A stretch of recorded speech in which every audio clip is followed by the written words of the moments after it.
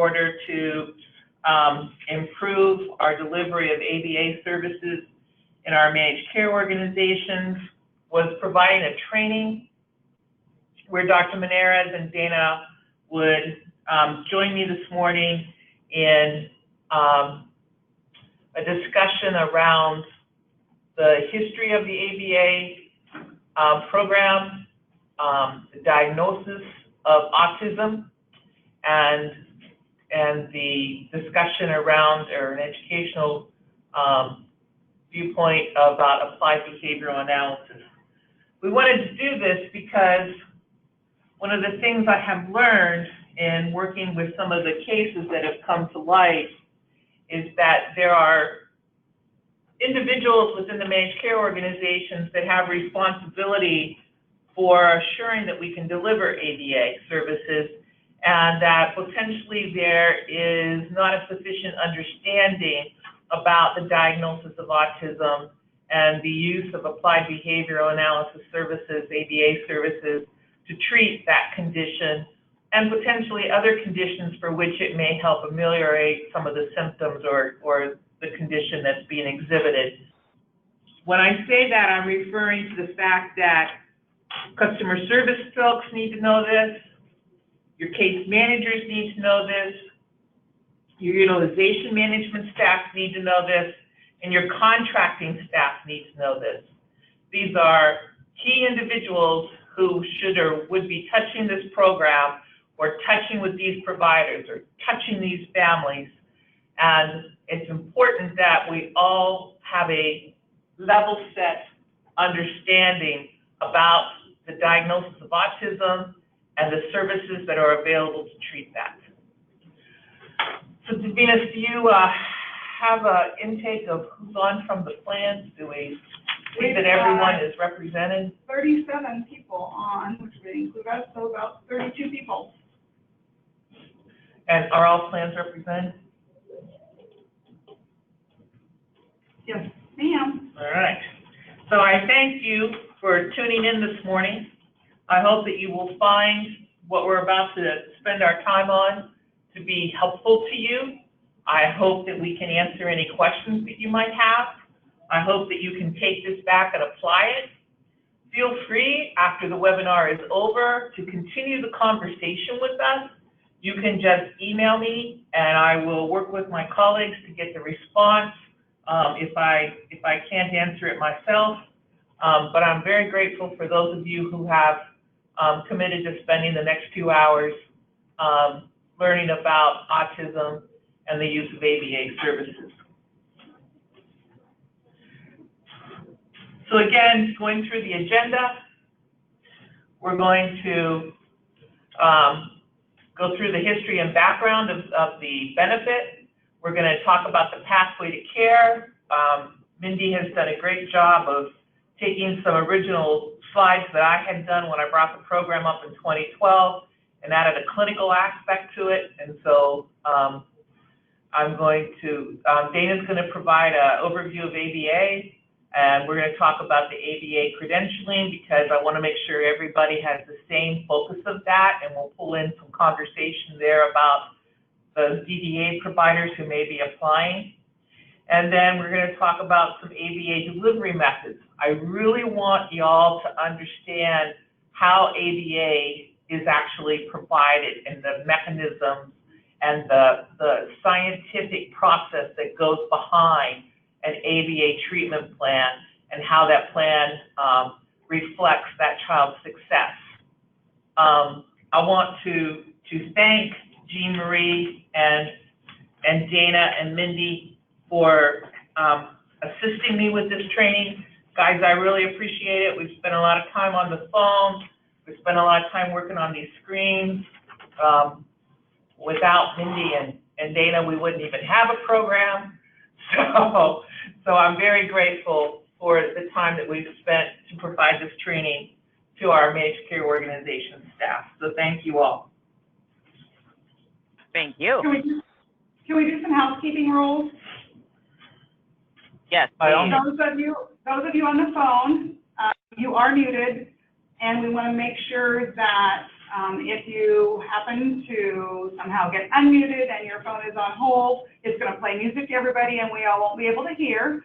So just be sure that your phone is muted. And then the next thing is if you have questions that you think of, if you want to type them in at the end of each section, and I will read the questions to the presenters, and they can answer those questions for you. Thank you. And Venus, are you guys going to start recording? Did you want to let everyone know that we are recording? We are recording. This training will be placed on YouTube for future reference. Excellent. So, do I really need to go through the next screen? I don't think so. Okay, we're going to skip the screen about attendance because if you haven't registered to be on, you're not there talking to me anyhow. So, not a whole lot of value in talking to somebody who ain't there. Okay. It just kind of seemed funny. I was looking at it, like, that doesn't really make sense. So why are we here today? Well, as I've explained, we're going to talk about the ABA program. We're going to talk about the diagnosis of autism, but we want to make sure that folks understand about the components of the ABA program, which include case management, use of the Center of Excellence for the clinical eval, the delivery of services called applied behavioral analysis, or probably be referred to in the future of this webinar as ABA, which actually became generally effective January 1st of 2013. Oh my God, was it that long ago? So I feel so old. So the history and background of ABA, and many of you have already heard this, but to bring everybody up to speed, in 2012, the Healthcare Authority settled a lawsuit that was related to EPSDT and the delivery of ABA services for the diagnosis of autism. We worked with plaintiffs to develop a program for coverage of these services.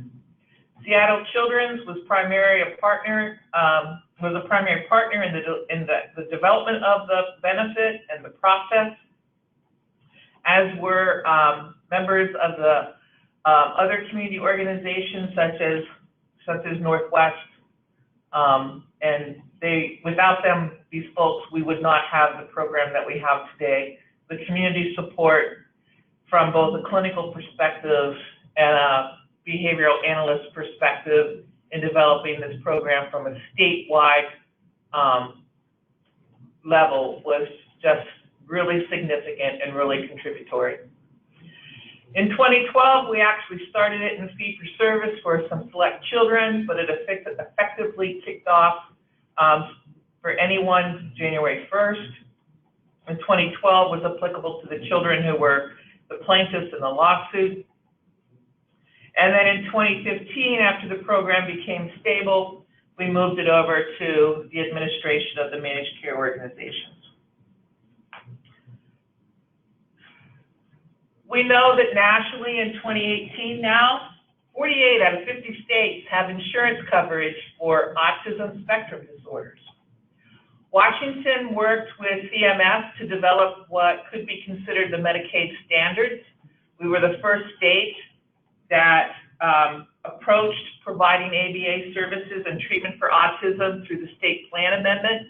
Other states were using the waiver approach to providing this service. We chose not to do that. Waivers often limit who can receive service and how many, and our director at the time had decided that he wanted it available to any child who was qualified. So our Washington State took a different approach. We got it approved in our state plan. It was great to work with CMS as a partnership to frame that out. Other states conferred with us as they brought up their program and benefited from the road that we paved with CMS to make this a state plan approved service.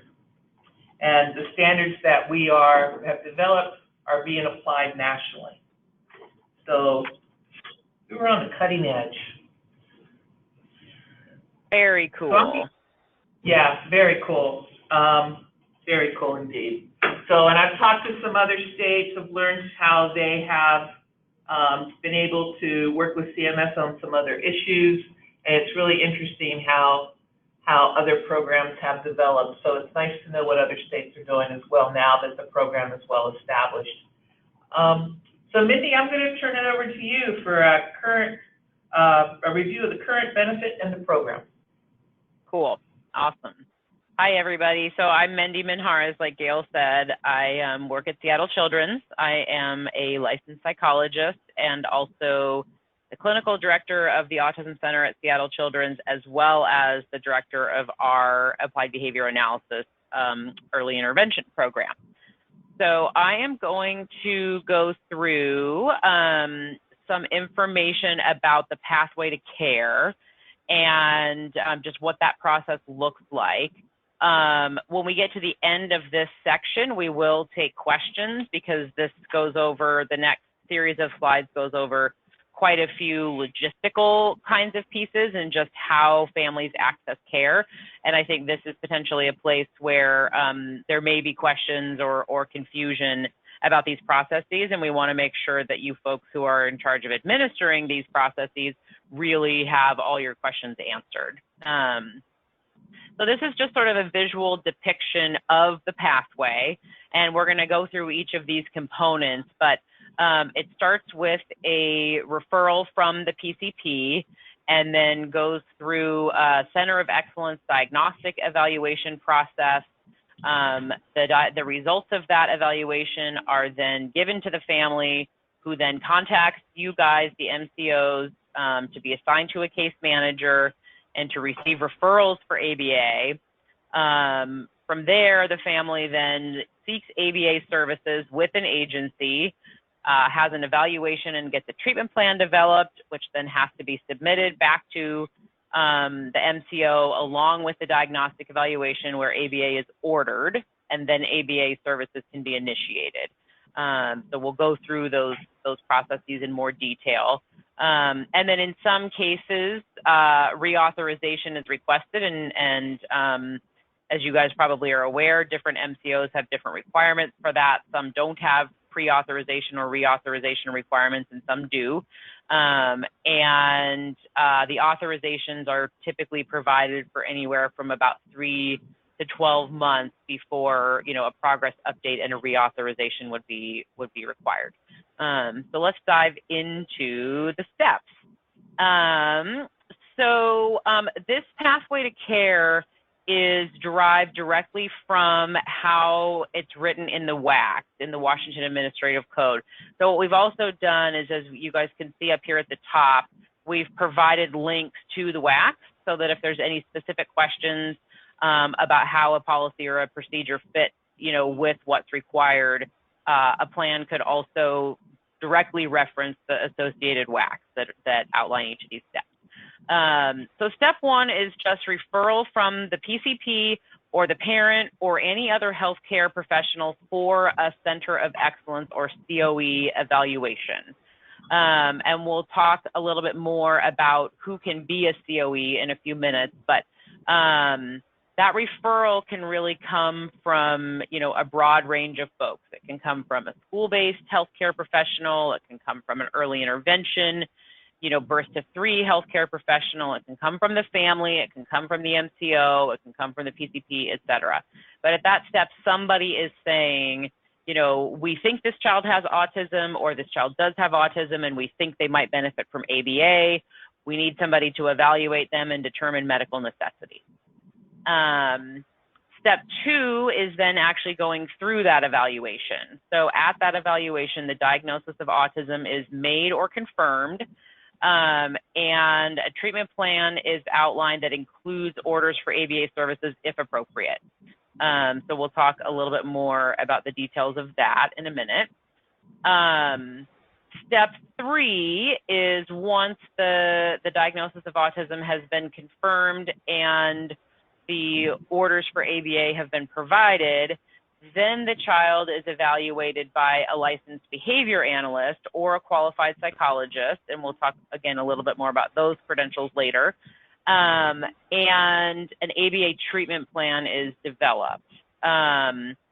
And once that treatment plan is developed, if pre-authorization is required, it's then submitted along with the Center of Excellence evaluation that states medical necessity for ABA to the MCO for review, and the authorization determination can be made by the MCO at that time, again, if it's required, which there is some variability there. The ABA services are then initiated for the period of time that they've been authorized for, and then if reauthorization is needed, that will occur on whatever time frame has been put forth by the MCO. So to dive a little deeper, centers of excellence are designated providers under a specific section of the Registered Code of Washington that are also designated by the HCA. So a center of excellence cannot be sort of any old medical provider who sees the child. It's a person who has to meet these two criteria. So typically who those providers are, you can see on the left side of the screen in blue, they can be autism centers, of which there are only a few that are recognized in this capacity. Seattle Children's would be one, Mary Bridge would be one, University of Washington has an autism center.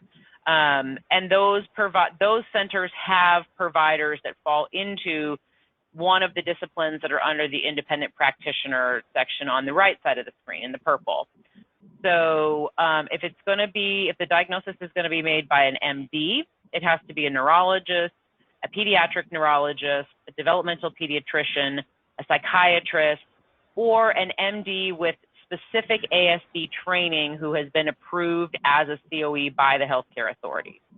A PhD would be a licensed psychologist. An ARNP or a PA would be someone who is directly reporting to an MD who has experience and training in the diagnosis and treatment of autism. So these folks tend to be folks who are working in, within a practice where other people also have the expertise. They're not going to be folks who are completely independently functioning for the most part. And then the last category is what is referred to as a virtual community center of excellence. So for example, in Wenatchee, there is a community of providers who work together. So if there's a developmental pediatrician who does a portion of the evaluation and maybe a speech pathologist in the same community, but not in the same organization who does a portion, they might share information, for example, and then the developmental pediatrician would confirm the diagnosis. So there are some communities like that where the providers don't all work for the same organization, but they have a system of working together. But either way, all of these folks need to be designated as a COE by the HCA in order to do this process of confirming the diagnosis and writing the orders for ABA. So the role of the Center of Excellence, and this is all sort of directly from the provider guide and directly from the WACs that are written to govern this process, is to, first and foremost, to make or confirm the diagnosis, but there's a number of different pieces of data that would be, common in that process that are helpful. So a key one is to document observed behaviors that support the diagnosis. So it's clearly stated that it's not enough to just say that a child has autism, that there either needs to be a DSM checklist or a clear description of what symptoms of autism the child has, so that somebody reviewing the report can understand more clearly why the diagnosis is being made for this child, what specific symptoms are being observed. If it's available, it's helpful for COEs to document cognitive or developmental assessment, adaptive behavior assessment. These things are not required, but we're recommending that folks include this information because it provides a more clear and thorough picture of the child. And, certainly the more information we have about how a child is functioning, the better assessment we can make of whether the orders for ABA are appropriate and whether the ABA treatment plan is appropriate. COEs do have to document medical necessity. So there's some very clear wording that we'll go over that is required where the COE provider states that ABA is ordered. So it's we've been very clear that folks need to write an order or a, prescription for ABA, and that they not just suggest ABA. It needs to be considered medically necessary. And I know I'm speaking to insurance providers, so you guys know exactly what the importance of that is. Any other treatment efforts that have been tried are useful to document, especially, if ABA is being brought in after other efforts have been tried. That certainly supports the medical necessity. Identifying coexisting conditions and stating how they might be affected. And then, if necessary, COEs can do reevaluations to help assess response and revise the treatment plan if needed, although it's more appropriate for the ABA providers to do that first, and to really only go back to the COE if there's a question or a concern of some kind, because COEs really don't have the capacity to reevaluate every child that comes through. That should really be being deferred to the ABA agencies, except in rare cases. So then after the COE has documented the diagnosis and all the data that are associated with the diagnosis, then there should be a comprehensive set of service recommendations. And so one of the things that, we've really tried to train COEs to do and to think about is that, this evaluation shouldn't just be sort of a rubber stamp for the purpose of ordering ABA. It should really be comprehensive enough that it states all the services the child needs. And if ABA is one of them, then medical necessity will be stated, but that there should be evidence that this was a well-rounded and comprehensive evaluation that outlines all services a child might need, including any additional testing that might be needed if necessary. So the eligibility criteria that are applied by a COE in determining medical necessity. So the first one is just establishing the diagnosis of autism as defined by DSM criteria, and as defined by DSM criteria that were applicable at the time of the evaluation.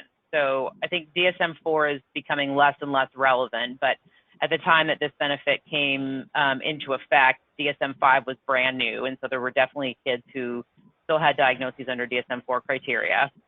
And the other eligibility criteria that is more rare but that can be applied is another developmental disability or diagnosis for which there is evidence that ABA is effective. So if a COE feels, for example, that a child with an intellectual disability or a genetic syndrome that doesn't manifest as symptoms of autism, if that child would benefit from ABA, and particularly if there's evidence in the literature that that's the case, then that COE can document medical necessity for ABA under those circumstances. So the procedure, in terms of the evaluation itself, is really up to the individual provider. The provider needs to determine whether comprehensive testing is required, and certainly if it is, then that's what we want to see, but it's not a requirement of the insurance benefit. And that's something that we've really, I think we're continuing to work with COEs to decide when to use these tools and when they're not necessary, because there are many diagnoses that can be made based on a briefer clinical evaluation. And, so thinking about how we sort of view these resources as precious, especially in communities that maybe only have one COE, and do testing and evaluation where needed, but make diagnoses with confidence otherwise based on clinical evaluation. The COE does have to document how the diagnosis was made, though. They do need to provide evidence that an interview was conducted, that patient observation was conducted. They need to provide results of those interview or those observations, so documenting symptoms or documenting information that was gathered, so that, again, when it's being read by the plans, you guys can see the evidence that the child meets criteria. And then if there has been any testing done by another individual, that testing be, briefly mentioned or reviewed so that it can be incorporated in when the determination is being made. And then in the report, the following things have to be documented. So there needs to be documentation of the core symptoms of autism. So a lot of times we encourage COEs to use a checklist, because then we can just ensure that it's really systematic. But if they don't use a checklist, then we're really clear that their clinical formulation or their summary of their visit needs to really clearly outline the diagnostic criteria that the child meets and what example behaviors, were either seen or were discussed with the parent. There needs to be documentation of a functional impairment or a significant delay in communication, behavior, or social interaction. There needs to be documentation that the child's behaviors are having an adverse impact on development. So, that there truly is a functional impairment that's resulting in a currently negative outcome for this child. And that the child can't adequately benefit from, other services or programs that might be available, such as public schools or community activities. There needs to be, if there is any kind of challenging behavior, there needs to be documentation that behavior such as self-injury or aggression or destruction of property or stereotyped and repetitive behaviors that might interfere with learning. So for example, kids who are so rigid in their behavioral patterns that they become so upset if you disrupt it that they can't be effectively taught, or kids who are so, highly driven or compelled to engage in things like lining up objects or categorizing objects or playing with toys in certain ways that they can't do it a different way without becoming extremely upset or extremely dysregulated. These kinds of behaviors that kids get really stuck on interfere with learning and functioning a lot. And so these kinds of behaviors need to be documented really clearly. And then, there needs to be some kind of a statement about this piece at the bottom that these behaviors are reasonably considered to put the child at physical health and safety risk, and or others, or that the behaviors, interfere with learning to such a great extent that there's significant functional impairment. Then a couple of other pieces that just need to be briefly mentioned are that less intrusive or less intensive behavior intervention has been tried and not successful. Or if that's not the case, that it's the clinical opinion of the provider that there isn't an equally effective or substantially less costly alternative available, that this is considered the only option, in terms of effectiveness. And that there's a reasonable expectation that ABA is going to result in a measurable improvement in the child's skills. So this whole sort of combination of criteria is outlined here, which is, this is basically templated wording. So this might be familiar to a lot of you if you review orders and treatment plans regularly. But this is what's considered the quote order for ABA. And this usually would come either in a letter attached to a comprehensive evaluation, or in many cases, like here at Seattle Children's, the way that we do this is we have this wording embedded in our recommendations section of our report. So you wouldn't see it as a separate letter, but as you were reading through the report, you would see a heading in the recommendations that said orders for ABA therapy. So this wording is standardized. You can see that there are places where, it says like choose at least one or and or, so providers should be tailoring it a little bit, but there's not going to be a lot of variability in this wording, and that is by design because we need to make sure that providers are clearly stating the medical necessity. Now I'm going to go over just a couple more slides, and then we will stop and take questions because I know we're going over a lot of logistics here.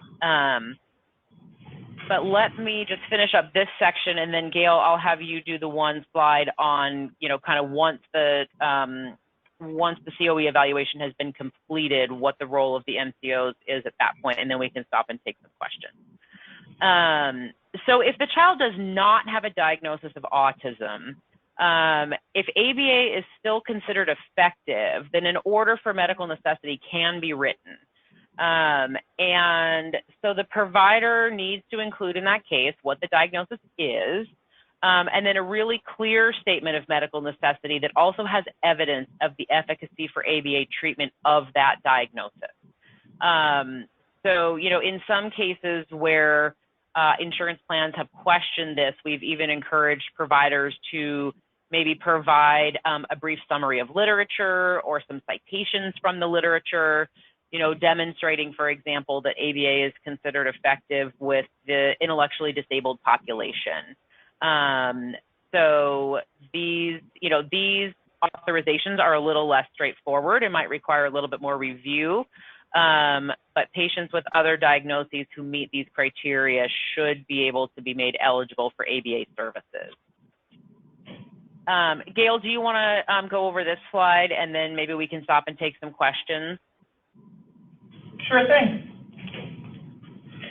So one of the things that we wanted to pull in at this point, as you follow the pathway to care, is that the MCOs would have specific activities that we've already talked about in this forum with the CQI, and we're talked about previously and with implementation, is building the network capacity for Center of Excellence and ABA providers, connecting families with MCO ABA case managers so that families can be assisted in connecting to receive evaluations at Centers of Excellence, as well as receiving ABA services for providers.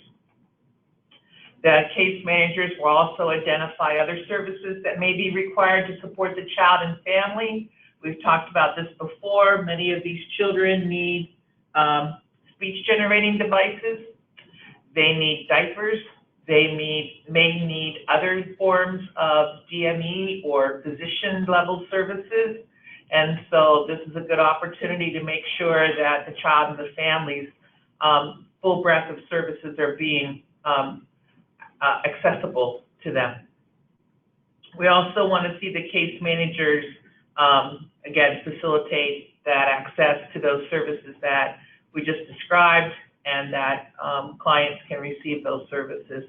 Some families do not understand how to navigate the system. You've heard Mindy talk to you about the type of behaviors these children exhibit. I don't know if you have any personal experience with children who suffer from autism, but it can be an environment where the family is very worn, and so they need assistance in navigating so that they can make sure that their child's needs are met, but to be perfectly honest and plain talking it, they just don't have the energy.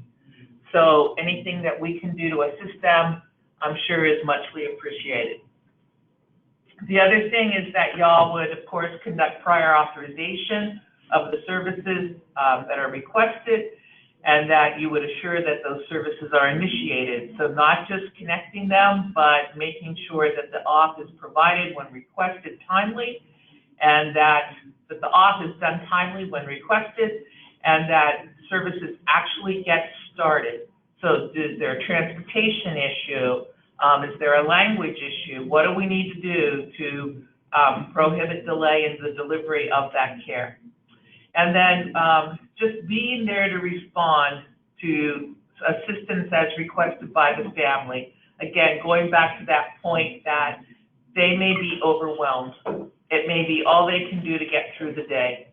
We need to make sure that we're helping them navigate and that we're available to them to try to ease their burden. So, do y'all have any questions to that point?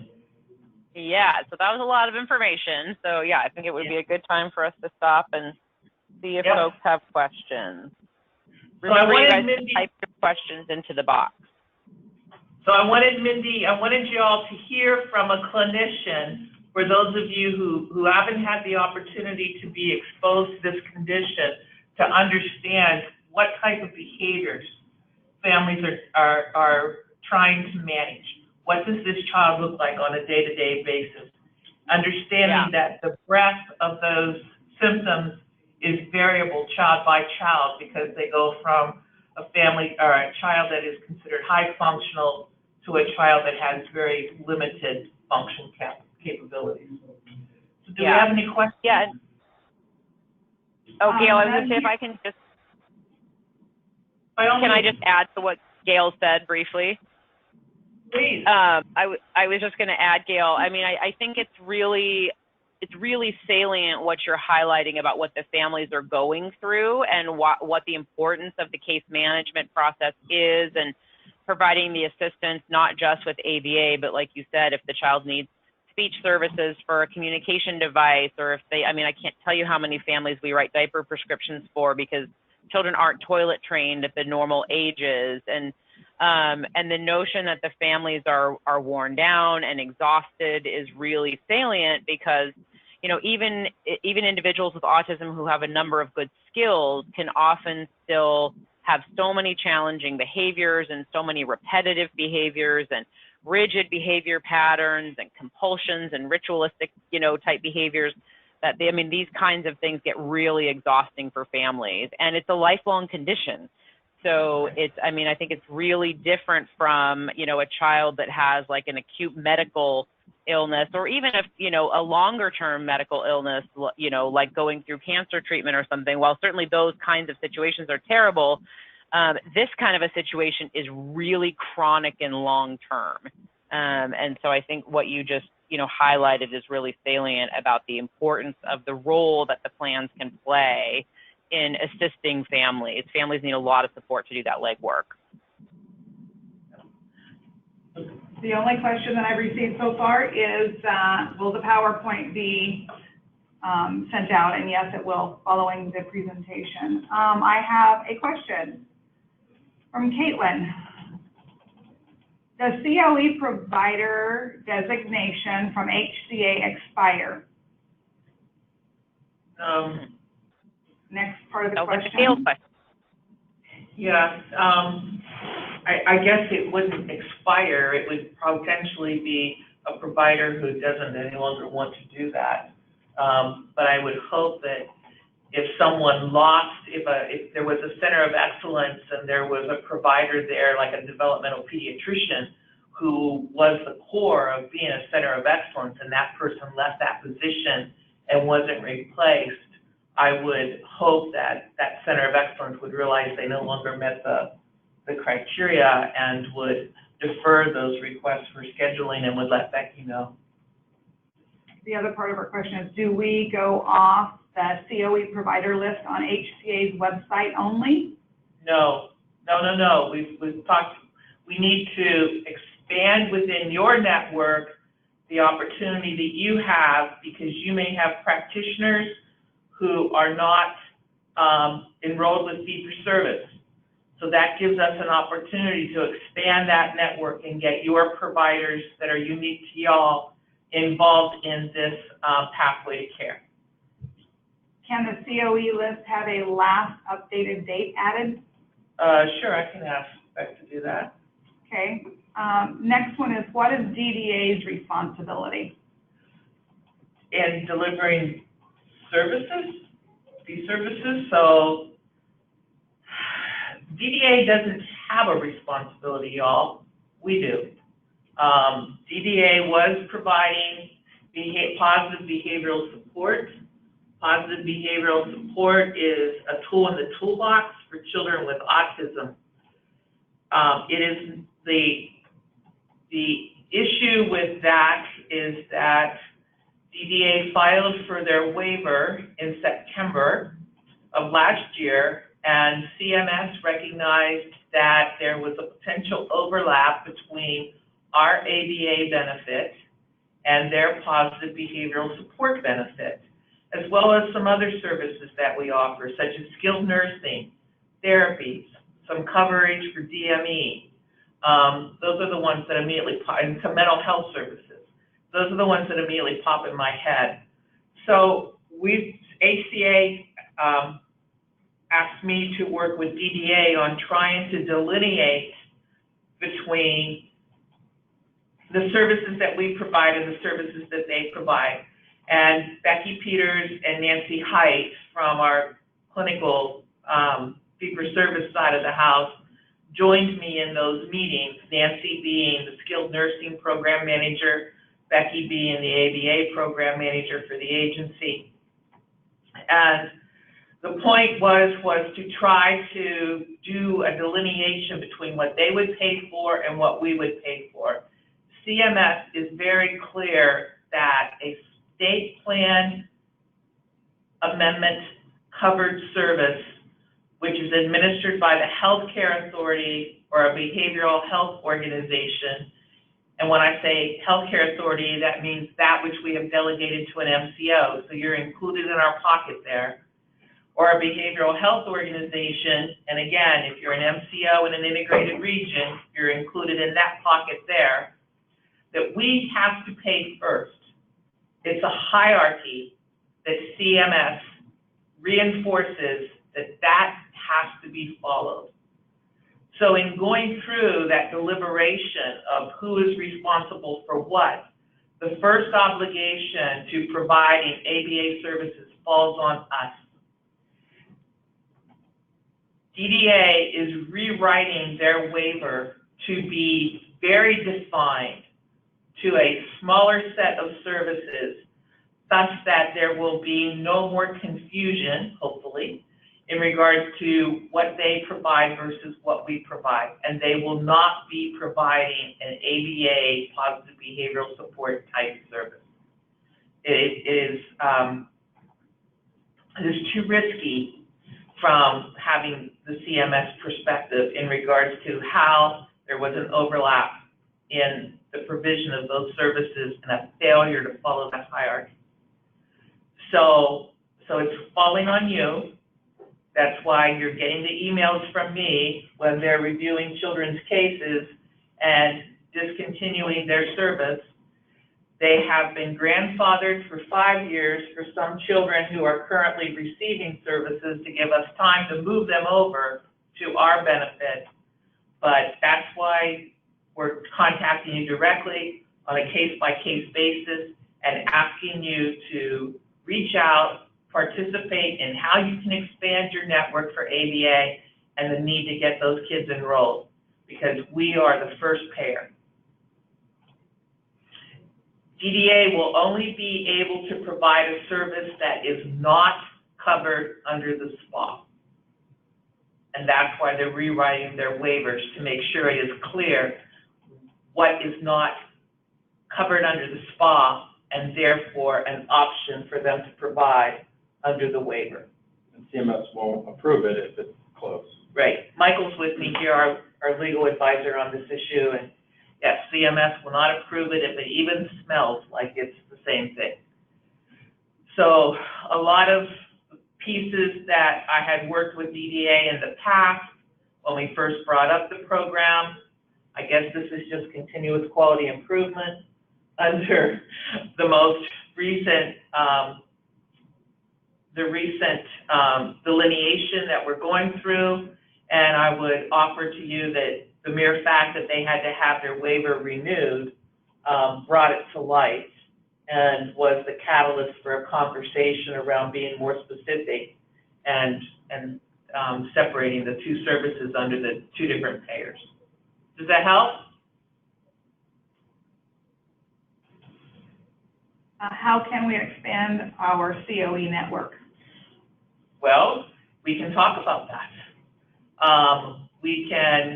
You all can expand it by identifying developmental pediatricians or psychologists or psychiatrists or pediatric practitioners who have developed an expertise in diagnosing autism.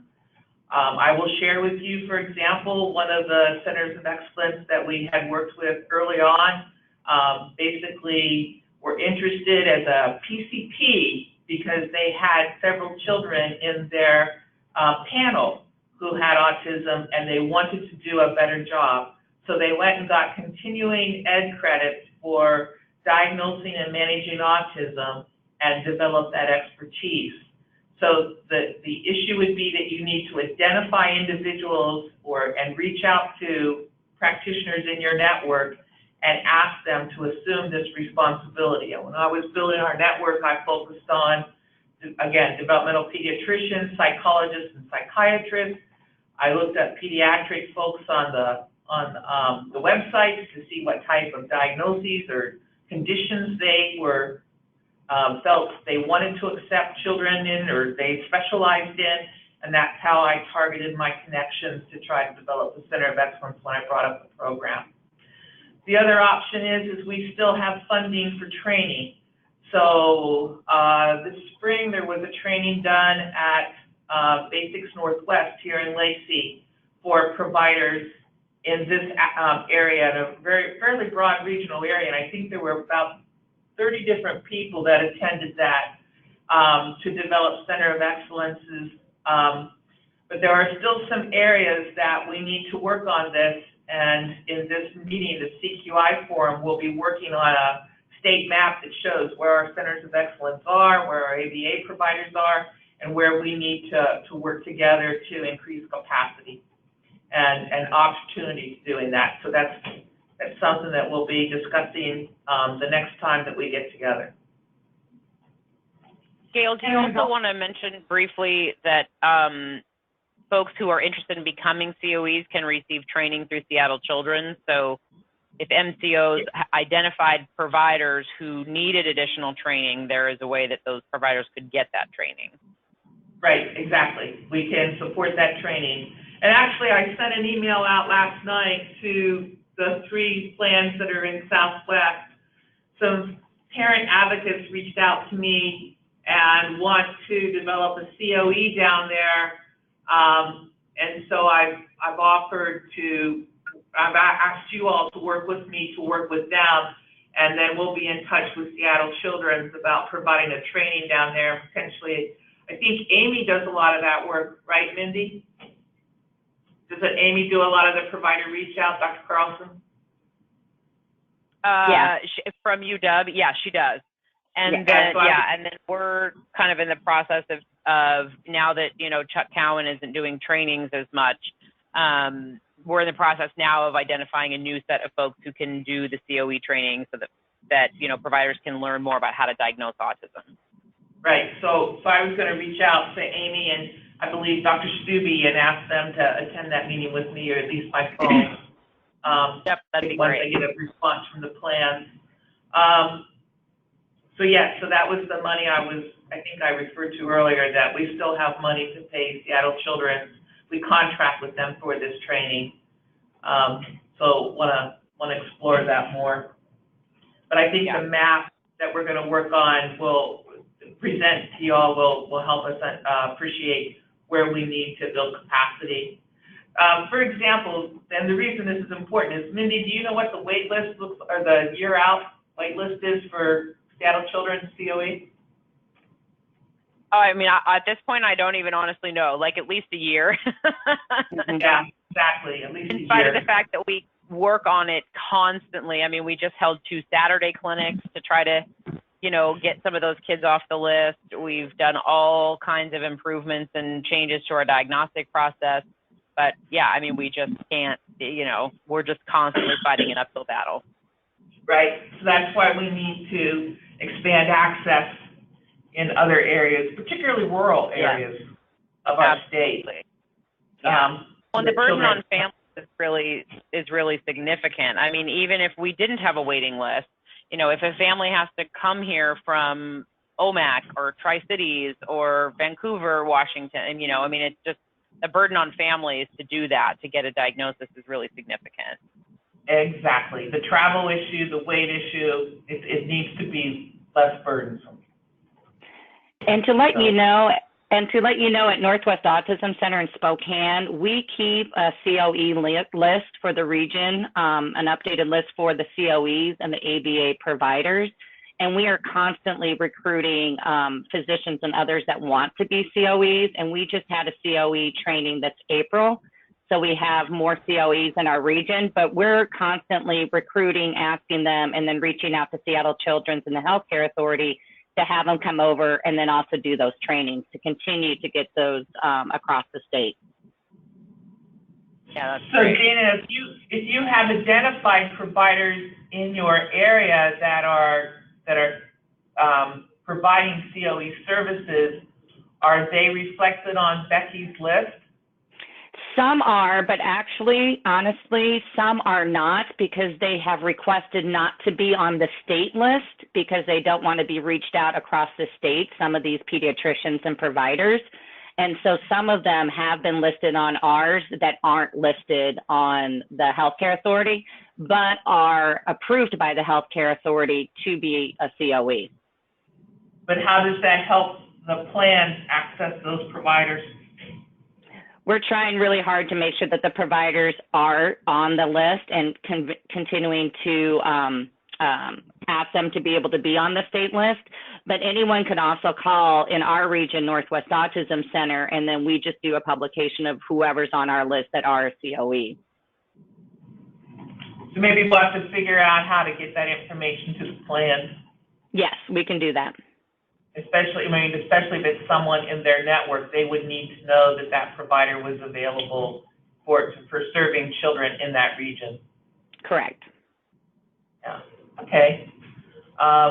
Any other questions? Mm-hmm. Okay. Can an individual go to one of the 3 COEs listed, University of Washington, etc.? Is it on Becky's list? Is that what you're telling me? Or is it? Is the question about the 3 autism centers? Let me go back to that. University of Washington, Seattle Children's, or Marybridge, these 3?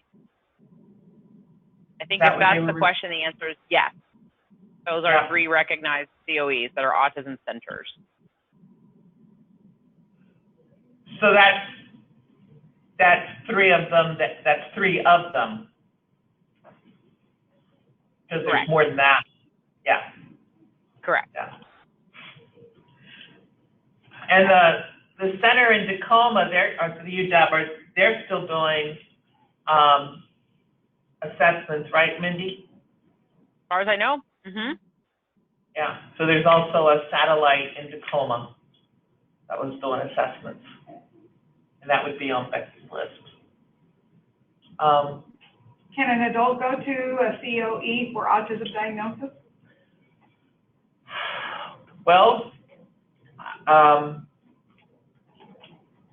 guess so. I mean, as long as it's not like Seattle Children's, because Mindy, what's the age limit that you all assess up there? So we actually, at Seattle Children's, we actually have gotten permission from the hospital to make an exception to the age limit. Normally the age limit at Children's is 21, but because we are providing lifespan care, technically an adult could come here for a diagnostic evaluation. Now, it doesn't happen very often. Most often what adults end up coming here for is transition services and other recommendations for individuals who are more significantly impaired. So that's Dr. Stobie's, adult lifespan program, which is currently housed at UW, but is actually moving back over here to Children's. But yeah, technically we could see them. So,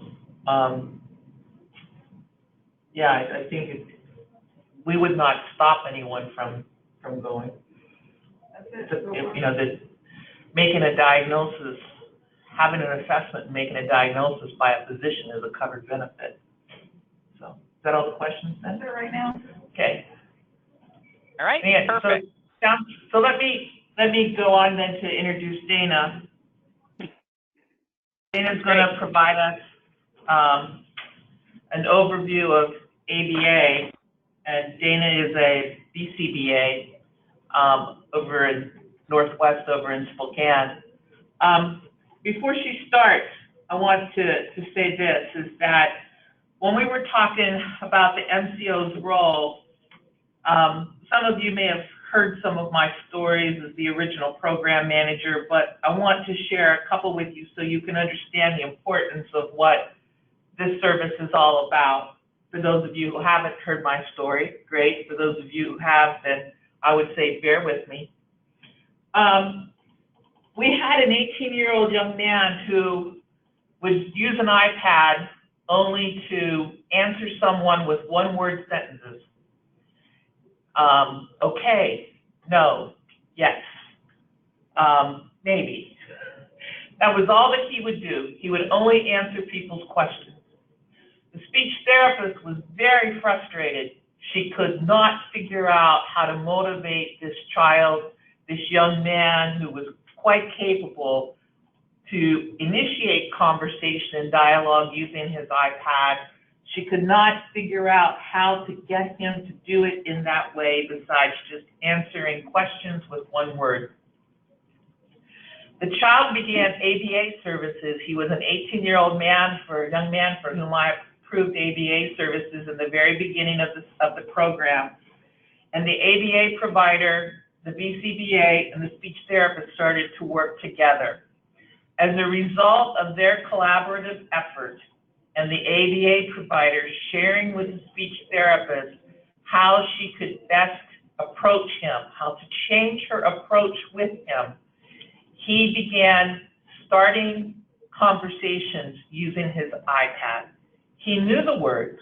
He just wasn't comfortable. He wasn't incentivized.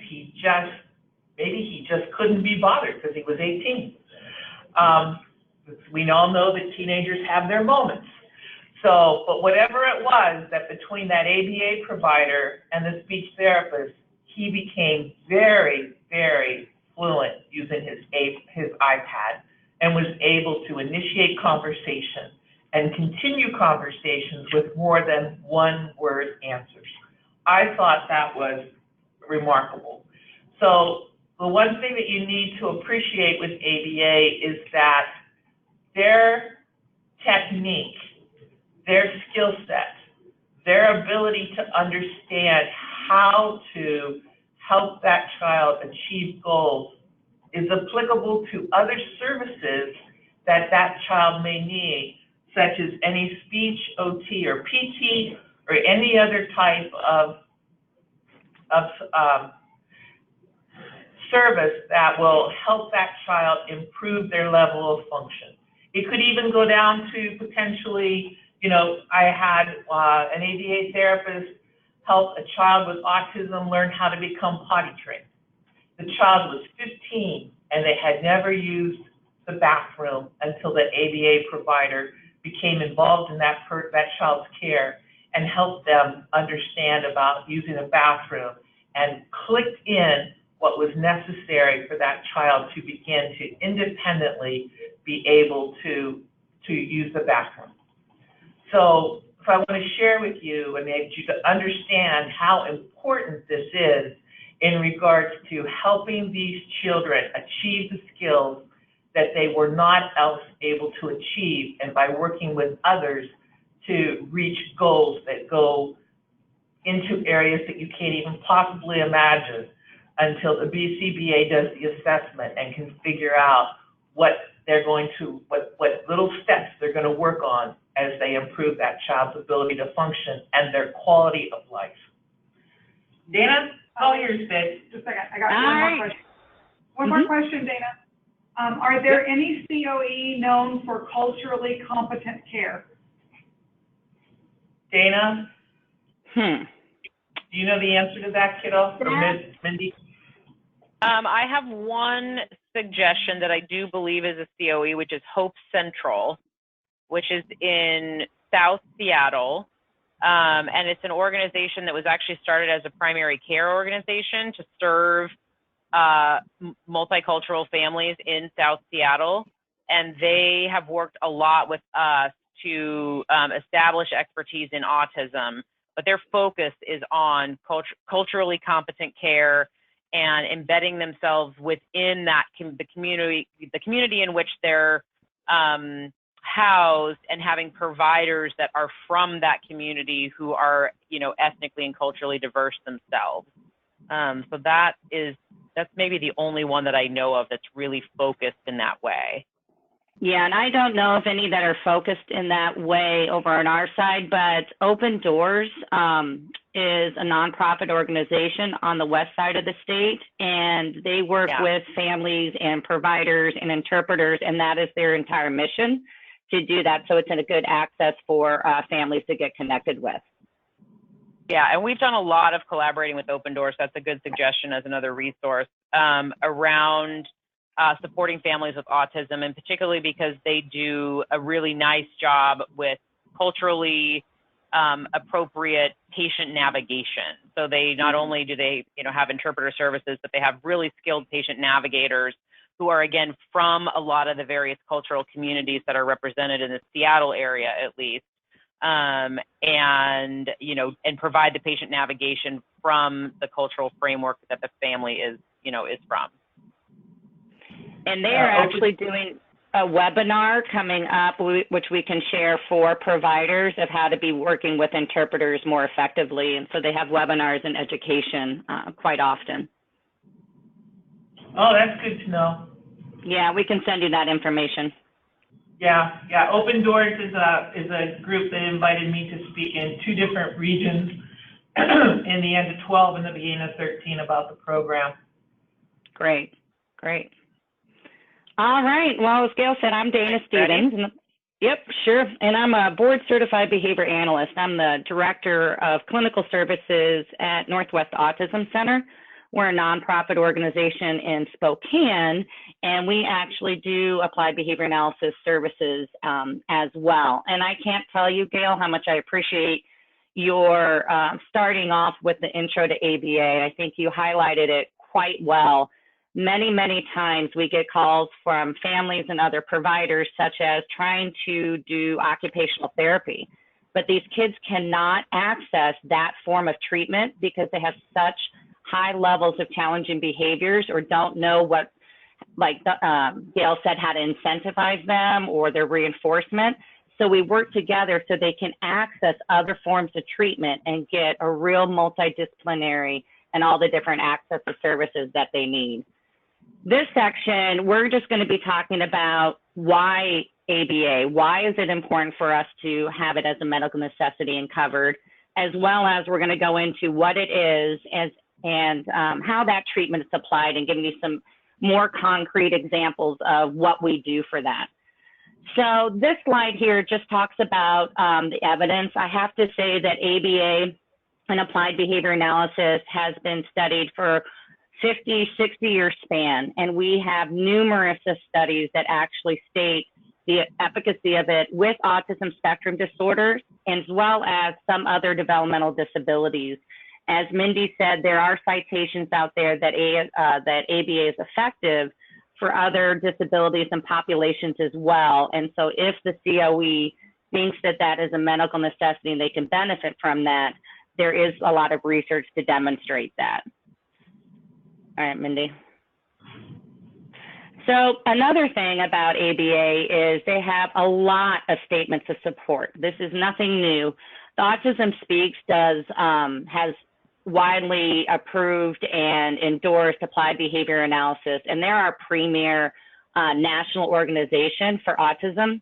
But you can also see on this slide that the American Academy of Child and Adolescent Psychiatry also has been endorsing it since 2014. So when we're looking at mental health and psychology, they have also endorsed that, as well as for individuals with intellectual and developmental disabilities. The association has highly recommended that since actually the year 2000, that it has the support and the evidence, and it is very scientifically validated. All right. So here's just another sample. And the reason we want to do this is that people are saying, wow, is it really evidence-based? And you can see here the Center of Disease Control, the National Institute of Mental Health, the United States Surgeon General since 1999 has recognized the effectiveness of applied behavior analysis for that. Okay. So in the WAC, I was going to say, for some reason, the slides are like advancing on their own some of the time. So I'm going to be manually on track. I don't know why they're doing that. I'll just talk right over. It's okay. When it goes forward and then I go back, I'm not the one who made it go forward, but I'll make it go back to where it needs to be. All right. That sounds good. We'll make that work. But again, that just shows to let you know how much evidence there is for ABA. So when we're talking about the purpose of ABA and the Washington Administrative Code, this is exactly what it says, that it needs to improve the core symptoms associated with autism spectrum disorder. So when we're looking at social and communication and all of those repetitive and ritualistic or, behaviors that go along with the core symptoms. As, Mindy and them were talking, if you break a routine, all of that is associated that we actually address with applied behavior analysis, as well as we said, other developmental disabilities as there's evidence that's effective.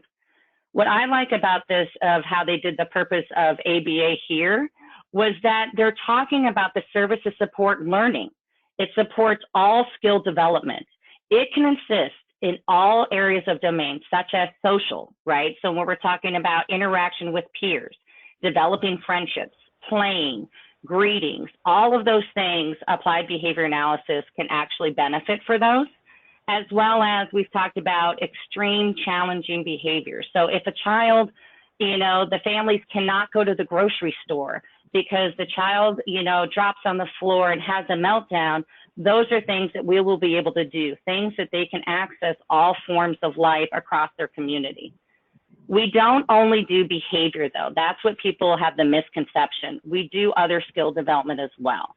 So if you're looking at adaptive, if a child cannot tolerate having a toothbrush and brushing their teeth, those are skill sets that we will be doing. So you can imagine these children have such challenges going to the dentist because they might have sensitivities in their mouth and behaviors. And so they can actually brush their teeth. We'll do programming so that they can actually have good dental health. Toileting is a huge issue that Gail said. You can imagine how life-changing it is for when your child or teenager is finally out of diapers and can actually be doing that independently. We also do things such as motor, fine motor and gross motor. So things such as holding a pencil or holding a fork and writing, to going out and kicking a ball and jumping on a trampoline. Those things we could also be able to help with. Vocational is another area that purpose for applied behavior analysis. So as they're going older and they're getting into adulthood, or they are in adulthood, how do we help them get a job? How do we help them get through daily living skills that they can have, be able to live independently or have assisted living for those things, which is important.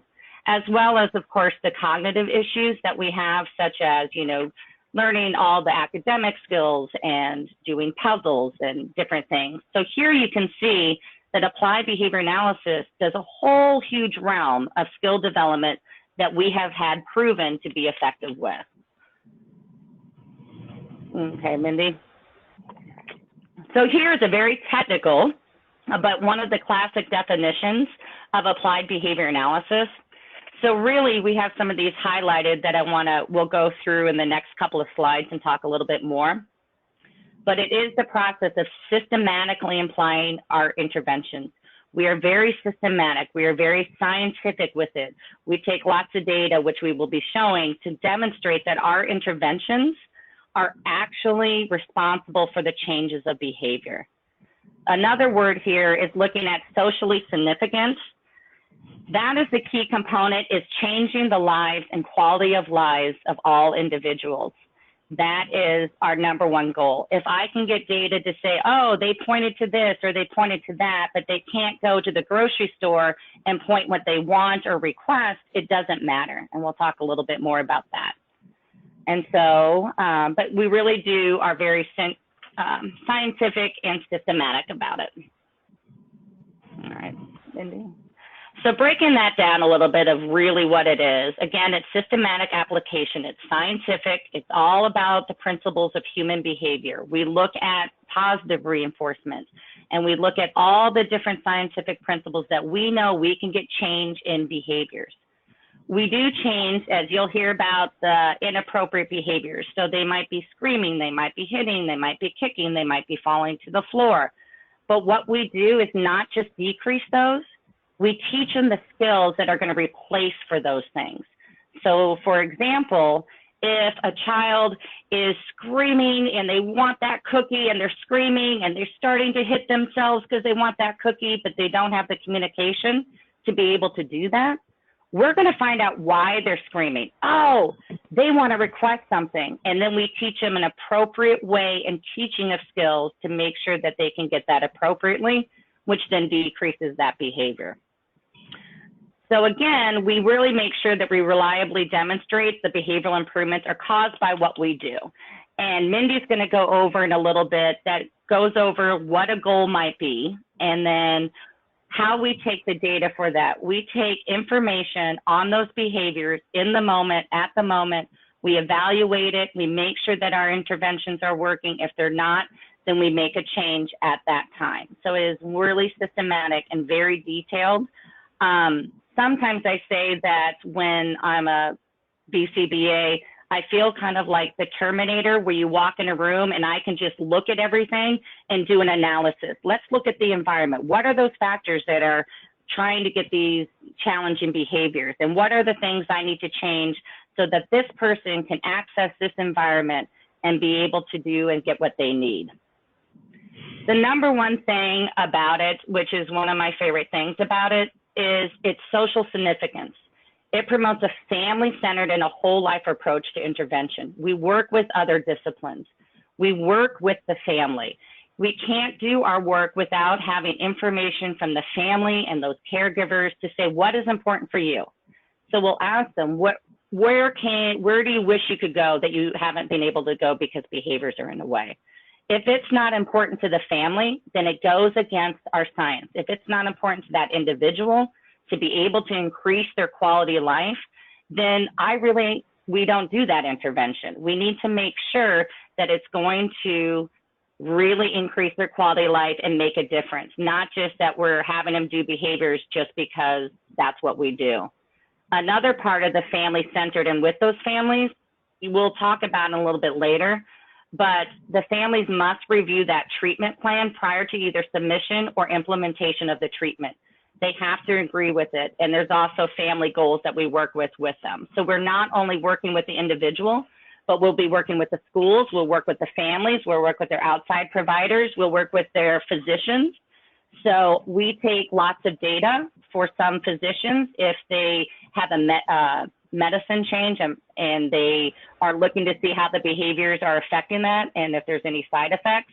We will do an exchange of information with those physicians to provide them the level of information that they need. Mindy? So I am going to dive a little bit deeper here on some of this stuff, and then I'll turn it back over to Dana. But I put in some kind of example goals and examples of how we take data that I want to just use to sort of highlight some of the things that Dana has touched on that are cornerstones of how ABA is practiced. So to look at it just a slightly different way, this is essentially a recap of what Dana just said, but you know, oftentimes I think people get hung up on the name applied behavior analysis because in and of itself it's so jargony.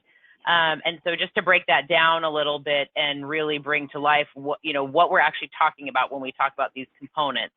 So, you know, the applied talks about the social significance and the meaningful change and the family approach pieces that that Dana was just talking about. You know, ABA can be applied in the real world, so to speak. It can be applied across settings. It's not an intervention that has to take place in a clinic. It can take place in a clinic, and it often does, but it doesn't have to. And our focus is on meaningful change. So, you know, although in ABA we can demonstrate that we can change a behavior through intervention just for the sake of changing it, that's not what we're interested in. What we're interested in is changes that are going to make a difference, that are going to affect quality of life. When we say behavior in ABA, what we really mean is that we're focused on the measurement of behavior. And so when we're talking about behavior in ABA treatment, we're talking about something that has to be observable and something that has to be measurable. So different from other mental health treatments like cognitive behavioral therapy or other more emotion-based therapies, you know, that might focus on someone's internal state or someone's cognitions and what they're thinking about. ABA doesn't rely on those things, and this is one of the characteristics of it that make it particularly well suited for children with autism. Children with autism can't report on their internal state well, you know, much of the time. They can't effectively tell you what they're thinking about or what's bothering them or causing that disruptive behavior, or that they're frustrated because they can't communicate. And so ABA lends itself really nicely because it's focused on what we can see and what we can measure. And so then the analysis piece of that is, you know, everything that Dana just said about being systematic and being data-driven. So in ABA, we're not only interested in, you know, collecting data and measuring behavior in order to understand it. That is one piece of it, that we observe behavior systematically and collect data on them for the purposes of assessment, but also for the purposes of demonstrating that our intervention has had an effect. And so I think this is a really key piece for, you know, for plans to have an understanding of, particularly if you're trying to evaluate the effectiveness of an intervention for reauthorization. You know, an ABA agency should be able to show you, should be able to demonstrate for you through data what the changes in behavior have been, you know, that a child has increased their use of the skill this percentage of the time, for example, or that they've decreased the frequency of this problem behavior by this many, you know, occurrences per day or per hour. And so we don't, in ABA, something we never say is, I think the child seems like they're improving, or I think the treatment's working, the child looks pretty good. We don't say those things because they're all based on impression. What we say in ABA is my analysis of the data about that capture the child's acquisition of this skill show me that this child is or isn't improving. And so we don't need impression because we have proof essentially through the data. So I'm going to go through a couple examples of what that looks like to kind of bring it to life, because I think people who don't practice ABA, I find this all the time when I educate parents, people who don't practice ABA are oftentimes kind of, you know, shocked or mind boggled about how closely we're actually tracking behaviors and how much data is actually being collected in order to capture how a child is doing. So we're going to go through an example here, and we're going to use a goal of a child who's learning how to share. And so sharing is a behavior that, you know, most people can generally understand. Little kids have to learn how to share. They have to learn how to, you know, turn over their toy to someone else for a few minutes, for example. And this is a good example of a behavior that we can, you know, can write a clear goal for and can measure easily. So you can see the goal. When engaged in play with the toy and a play partner asks Jonathan for a turn with the toy, Jonathan will respond, by relinquishing the toy within 3 seconds of the request.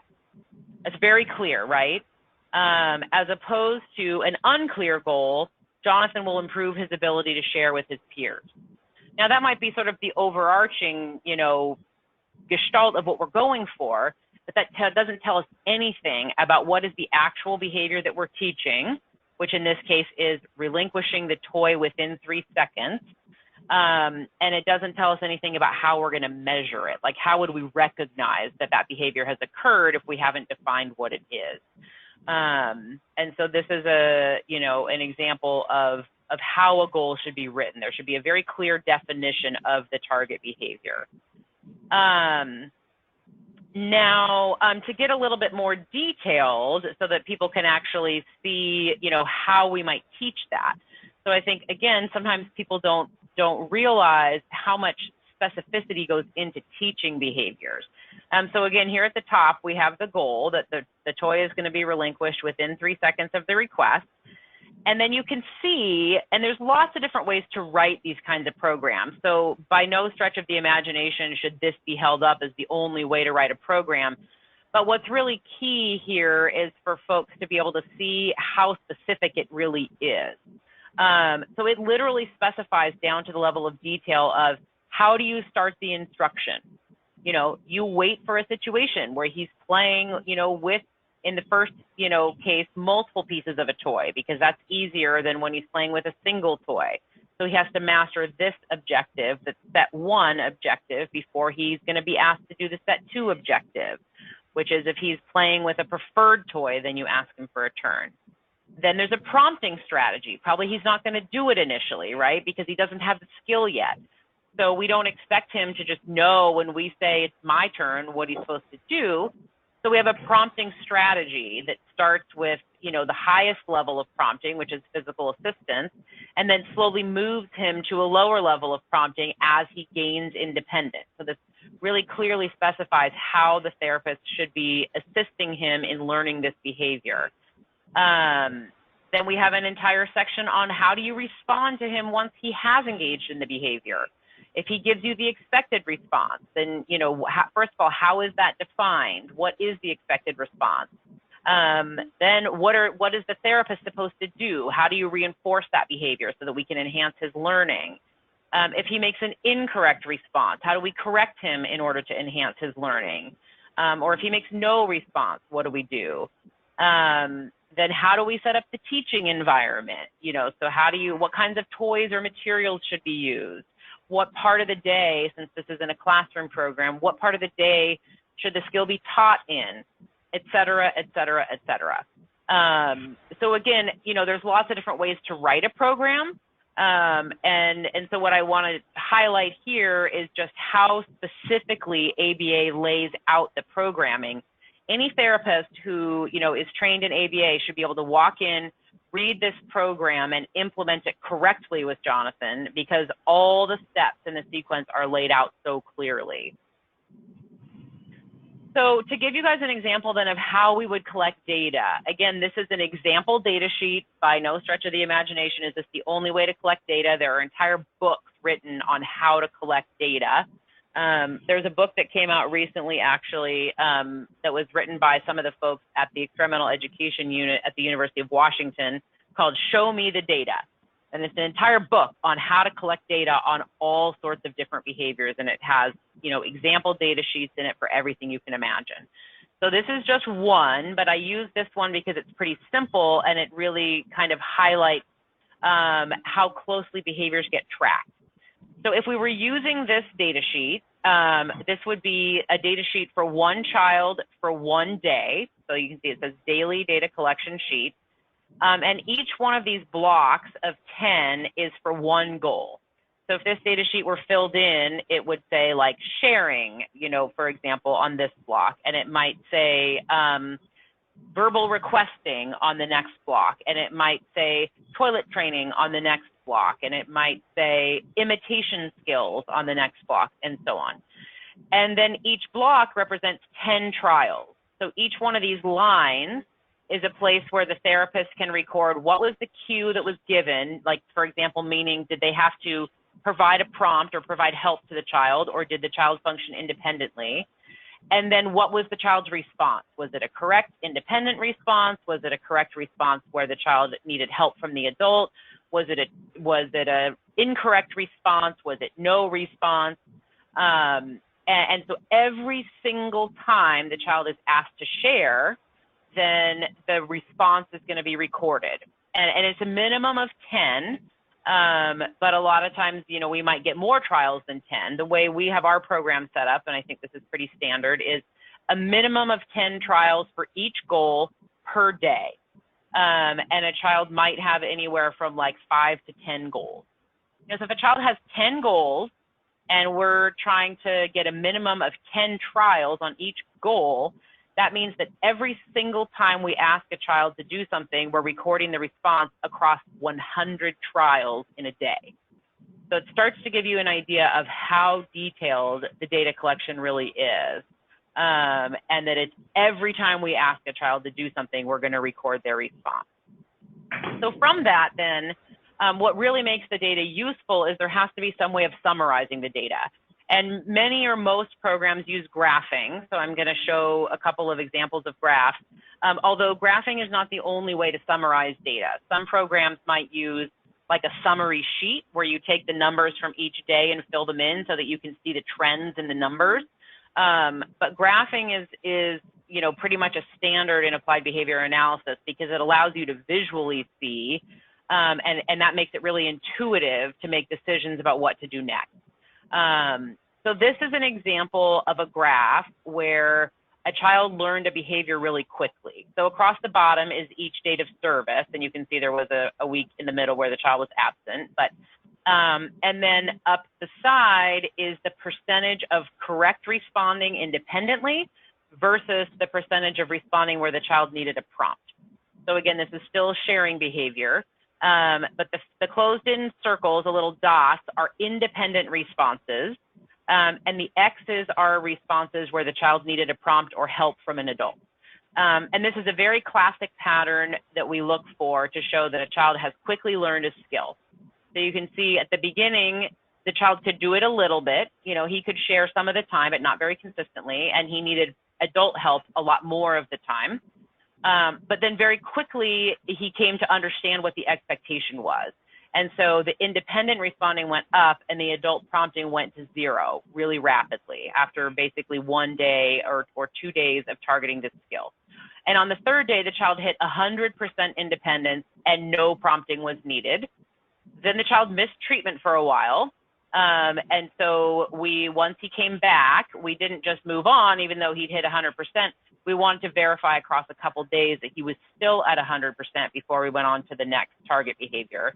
And so once we verified that, and we can see these 2 days are at 100%, there at the beginning of January, and then we were sure that we were able to move on. So looking at this is very intuitive. You know, going back to the point about we don't make decisions in ABA based on our impression, we make decisions based on kind of the proof, so to speak. This is the proof. This shows you the child learned how to share. In contrast, this would be a graph where a child was not learning a skill. And so this is a really good example of what we very often do in ABA when we're talking about data-based decision-making. And what we mean by data-based decision-making is we're going to look at the data and see whether they demonstrate progress, and we're going to use those data to decide what to do next. So in this graph, we look at these data and we say, great, the progress is amazing. So what we're going to do next is move on to the next skill. In this graph, we look at the data and we say, oh, the progress is not looking good for quite a few weeks here. So we've got problems. And one of the things that's really important to see about this graph is how it shows the different things that were tried. So again, we've got the filled in dots are the independent responding, and the X's are responses where the adult had to help the child. And you can see over the course of these several weeks in November, there was not a lot of progress. The child is not gaining independence. There's quite a bit of prompting or just incorrect responses. This does not look like our teaching is working. So we use these data to say to ourselves, we're not going to continue using the same strategy because we have proof here that it's not working. So then a dotted line is drawn to demonstrate that we tried something different. And then we write over here, set 1A and set 2 are teaching strategies that are defined further in the child's treatment plan that tell us what we did, what we tried that was different. So first we tried strategy number 1, didn't work. We're going to draw a line so we know when we did something different because we're trying to be scientific. Then we tried strategy 2. And as we can see, it still didn't work. We've got, you know, not very much independence. And actually, we don't even have that much prompting, which tells us that we're not getting correct responses at all. So, okay, we're not going to keep doing that. Let's try strategy number 3. So then in this zone, things get worse, right? We go from about 30% correct responding down to 0. So strategy number 3 is clearly terrible. That's not the strategy we want to use. So then we go to strategy number 4, and we have a couple days that look sketchy, but then suddenly it clicks. Suddenly we have found what is going to make this child learn how to gain the skill of sharing. And again, we don't have to go based on our impression. We can go based on how this graph looks, which is very obvious. Boom, here goes a learning curve that goes up to 100% just over the course of about a week. And so this gives us a very clear picture of what happened, and also gives us a very clear picture of what teaching strategies were not effective and which one was, and that might help us make decisions about how to teach this child other skills. So I think this is a really nice way to illustrate how specific we are with our data collection and with our decisions about what we're going to do in treatment. So I think that's the end of my little section here, Dana. If you want to pick back up. So I have there's been a question. Okay. Would adaptive skill development include sensory skill development or tolerance skill building? Absolutely. I mean, and I'm not totally sure what's meant by sensory skill development. But if we need to like build a child's tolerance to sensory input, for example, Absolutely. If we want something that we do all the time in ABA is we write programs to teach kids how to tolerate frustration, which is often associated with sensory experiences. So how to tolerate, waiting or being in a situation that is maybe a little bit uncomfortable, or coming away from preferred activities or things that the child is very stuck on or rigid about. In our program, we literally have a goal called coming away. And it's just what it sounds like. It's coming away from anything that you're stuck on, that you're having a hard time stopping and that's interfering with your ability to function.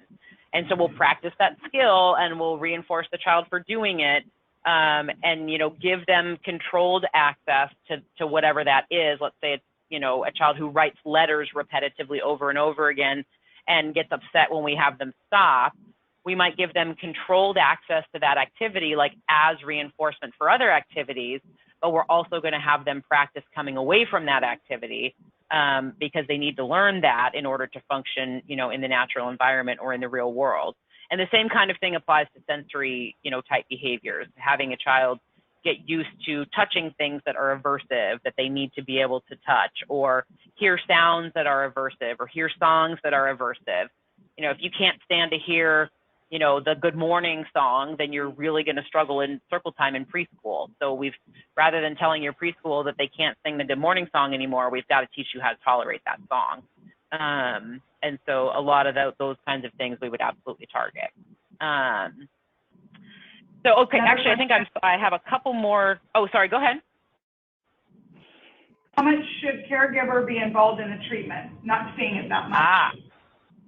Yes, that is a good question. Actually, we're going to go over parent training in just a little bit here. Dana's going to touch on that. So if we could defer that question, and then if we don't answer it when we touch on parent training, then the person who asked it, please ask it again. And Mindy, you're the next two slides. Yes, that's what I just realized. So I'll go over the next two slides and then I'll turn it back over to Dana. We want to keep ourselves moving because we still have quite a bit of content to cover. Okay, so I think that, what I just went over really sort of demonstrates, what we actually do in ABA, what we actually do in programming. And so, the graphs I showed you, when we say single case design is used to demonstrate the relationship between the environment and behavior, the graph I just showed you is a really clear example of that. That is a single case design where we demonstrated through, by going through multiple treatment strategies that weren't working and then hitting on one that worked, you see a very clear association between a treatment strategy and an increase in behavior. We can be pretty sure that that was not a random event because we had so much data leading up to that suggested the child wasn't learning that skill. So in ABA, we use data both for assessment and for treatment. So when we're assessing kids in ABA, we use a number of different methods. We use a lot of direct observation, which is, what I just kind of highlighted was how we would do direct observation, clearly define a behavior, and collect data on that behavior. So we do a lot of that for assessment because we oftentimes want to understand what the patterns are in behavior or what the frequency of a behavior is before we start treatment. In ABA, we also use a procedure called functional behavioral assessment or functional analysis of challenging behavior. And so what a functional behavioral assessment allows us to do is to systematically observe challenging behaviors and to observe both what leads up to the behavior, kind of the triggers and the events that elicit the behavior, as well as how people are responding to the behavior in order to understand the patterns in behavior and then draw conclusions about function. So for example, is the behavior being used to communicate? Is the behavior being used to get out of demands or to escape a situation? Is the behavior being used to gain attention? And then from that functional assessment, we develop a treatment plan that's based on why the behavior is happening.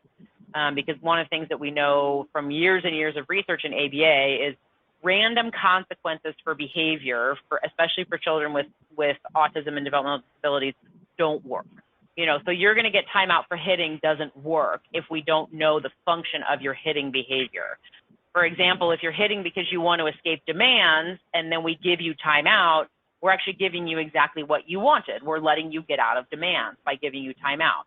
So instead, we might need a intervention that's based on that function, such as being able to ask for help or say something is too hard, so that you don't have to try and escape demands of behavior. So that's a whole process in ABA in and of itself. We also rely a lot on caregiver interviews because, of course, many, individuals in the ASD population have significant impairment and can't report on their own behaviors, and any, records review that's available. And then common treatment, yeah. And it's almost 20 to 12, and we're on slide 37. Yes, I know. We've got to cruise through. I'm going to cruise through this slide and then turn it back over to Dana. Okay, so Dana will have to hit the ground running. Go ahead, Min. Yeah, so this, I think we can really kind of gloss over this because we're not expecting to, to make the folks on this call into ABA treatment experts in, in a 2-hour webinar. But that the important take home on this slide is that there are many, many tools in the ABA toolbox, like Gail mentioned before. So these are some of the treatment methods that you might see, including positive behavior support, which I think causes a lot of confusion because there are many folks who would say that positive behavior support is something different, when in fact the treatment strategies that are relied on in positive behavior support are all ABA treatment strategies. So, I think the biggest take home here is what's on the bottom, which is that ABA treatment methods can be incorporated into any kind of naturally occurring adult-child interaction, family routine, classroom routine. So ABA may not always look like therapy. It's like Dana mentioned, as an ABA therapist, we can walk into a room and kind of know, oh, that's therapy and that's therapy and that's therapy, and I know why you're doing it. But as a naive observer, it may look like preschool or like playtime. But there's very specific methodology being embedded. All right, take it away, Dana. All right, well, we're going to go through this pretty quick. I don't think we need to go over, that we, increase behaviors and increase undesirable behaviors. But for the importance of this slide is that a part of our science is that we promote generalization. What that means is that they can do the skill across any setting. So whether it's school, it's home, it's at the grocery store, it's during their soccer game, that they can transfer the skills that we teach them into all areas and settings. It could go across all people, so grandparents and aunts and teachers and our next door neighbor, as well as going through different materials. So our part of our science makes sure whatever we're doing in clinic or in the home or wherever we're doing treatment, it can generalize any other places and that it'll maintain over time. Like you saw with Mindy, they wanted to make sure that the individual still had it. So that is a key part of our science. Go ahead, Mindy, we're gonna go through this pretty quick. This is the only thing that kind of shows that the sweet spot, the smiley face, is that for an ABA program, a good ABA program teaches skills. It makes sure we have generalization. It's social significant. And the number one thing that we're doing is making a difference in that individual's life as well as the families. Go ahead. The really important part that we want to talk to you about is the critical importance of early intervention. We cannot state this anymore. We need to have these children diagnosed. We know we can diagnose them as early as 18 months, and we need to get them into treatment. Our kids and people with ASD do not actually learn from the normal environment, the everyday, activities that TD means typically developing children do. So we need to specifically teach them in their core deficits, in their natural learning experiences, so that they can gain those skills. They can have that foundation. We need to actually fill in those gaps. So when they are sharing at 3 years old, 4-year-old, and we're not working on that at 9 years old, and then they're missing out on relationships and other friendships. And we know that we can actually change the trajectory of the skill sets for people if we get them the younger. The younger the child, the more the brain has plasticity and that we can actually make those changes.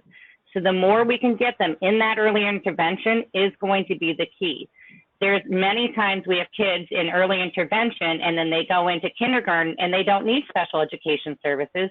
They have skills, they have skill development, and they might not need treatment again till maybe middle school where social demands or changes have changed. So we really wanted to highlight about how critical it is for these families to get into early intervention, that they get the coaching and the parent training, the skill sets as early as we can. So now the next section, Mindy, do you want to stop for questions here, or do you want to continue to go?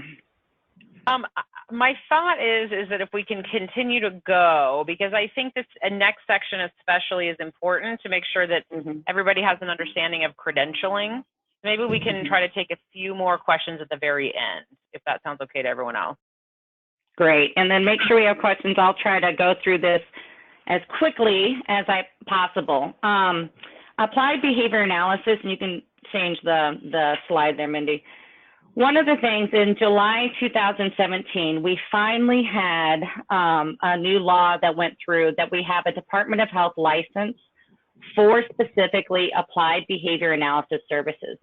Previously to that, we didn't have a provider category, and so we had some challenges of who was able to do these services and have it very clear. Currently now, as of July 2017, we have 3 licensures. Our state licensure is to be a licensed behavior analyst, an LBA. You'll see in the green, a BCBA. That's a board certified behavior analyst, and we'll go through in the next slide in a second. That is our national credentialing service. So the LBA is our state and BCBA is our national. You'll see LBA. I'm going to advance the slide for you just so people can see it, because it's actually a little more clear here, I think. Perfect. So you'll see the role, lead behavior analyst therapist, is an LBAT. That was the terminology that was always used previously before we had a licensed behavior analyst category in the state of Washington. So you'll see an LBAT. They always have a degree of a master's degree or PhD. Those individuals at the national level are board certified behavior analysts, a BCBA or a BCBAD, which means they have their doctorate. So that's the national certification. In the state of Washington, those that are BCBA are also licensed as licensed behavior analysts, an LBA. Those are the ones that must be licensed to be able to do applied behavior analysis treatment. There's another category of assistant behavior analyst therapist, which has their bachelor's, and they're board certified as an assistant behavior analyst. I know it's all alphabet soup, but those are individuals at our state licensure are licensed assistant behavior analysts, an LABA. The behavior technicians at our national is registered behavior technician, but at our state, they're called certified behavior technicians. These are the ones that are doing the direct services under the licensed behavior analyst. Let's go to the next one, I think. Mindy might show better. So people who are having to do ABA must be licensed with the state of Washington. There are other people that can be a lead behavior analyst therapist. And so these are the categories under the Department of Health that may qualify, not guaranteed, but may qualify to do applied behavior analysis. They must have an attestation form with the healthcare authority and a signed core provider agreement. The key part of this is they must be able to have ABA training, and it must be in their scope of practice. So this is where we really need to make sure that we are assessing and asking in the attestations to make sure that they are actually trained in ABA. Those that are licensed behavior analysts can actually do that. They have the training to do that. These people may or may not, and we really need to make sure that we're checking to see if they have this in their scope of practice and that they can actually practice ABA in the state. Wow, a lot of that. So to go rather quickly, the LBA responsibilities, the first thing after the COE actually does the diagnosis, does their evaluation, and actually does the order for ABA. Then what the LBAT will do is, what we do is a comprehensive assessment. So we're talking to the families, we do standardized assessments. And that's when we develop the comprehensive ABA treatment plan, as well as the goals. We write goals for the client and the patient, but we also have caregiver goals that we actually incorporate into the treatment plan. So what we will be doing in our family education, what would the parents be able to, or caregivers do during the treatment period? And then what we will do is share that with the family and the caregivers, get their signed approval, and then be able to submit that in. You can change, Mindy. Submit that into the MCO, or go ahead and start treatment depending on the MCO's requirements. The LBAT responsibilities also are to communicate with other team members. We do coordination of care. We're talking to outside speech and language pathologists to make sure that we're actually consistent with those goals. It is a requirement when you're doing LBA or ABA is to provide parent training to the parents and the caregivers. It is a core component for ABA that we're actually training and talking to the caregivers, giving them the strategies, giving them the information and the tools so that they can implement that consistently, and that an ABA provider does not need to be with them all the time. They should be the ones to say, okay, I'm going to be using a visual support for them.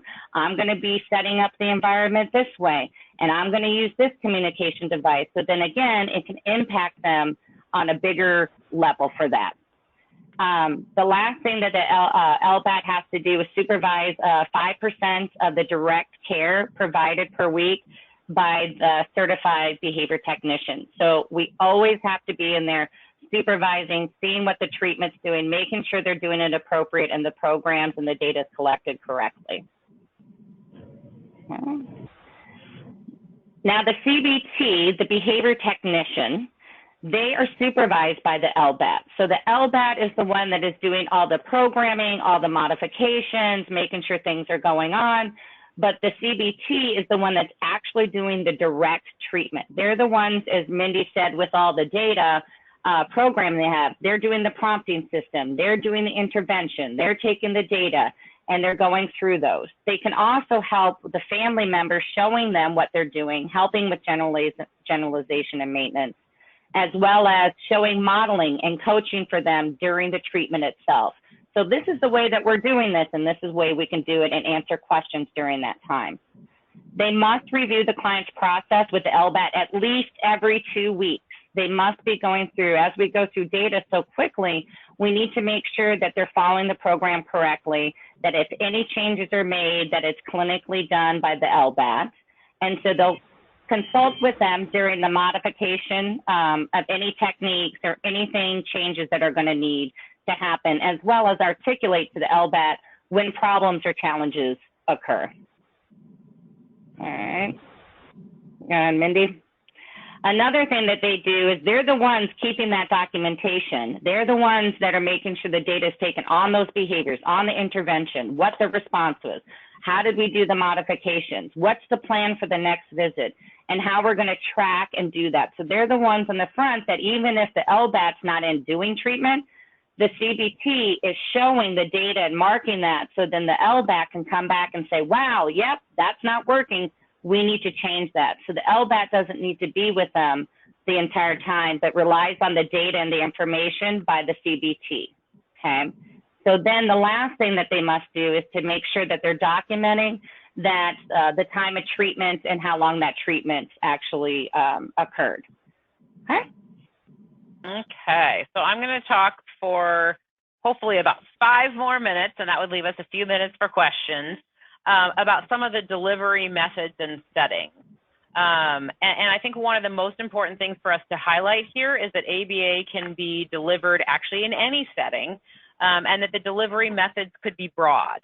So when evaluating a treatment plan, you know, there aren't any sort of criteria for, you know, where ABA should be occurring. It should be occurring wherever the behaviors that need to be changed are occurring. So typically ABA has a pretty high staffing ratio. So, you know, 1-to-1 or in a group setting with a small number of individuals and a therapist or a lead therapist and support, but a lot of adult support. And again, it can be used across any settings, home-based, center-based, community-based, et cetera. So in the typical ABA service delivery methods through the HCA or through Medicaid in Washington, this delivery method would be over a period of months or even sometimes years. It would often be across settings. It would often have a heavy, caregiver or parent training component, and it would involve a range of ABA treatment strategies to target a range of different kinds of goals or behaviors. Caregiver education, like Dana said, is considered a core component.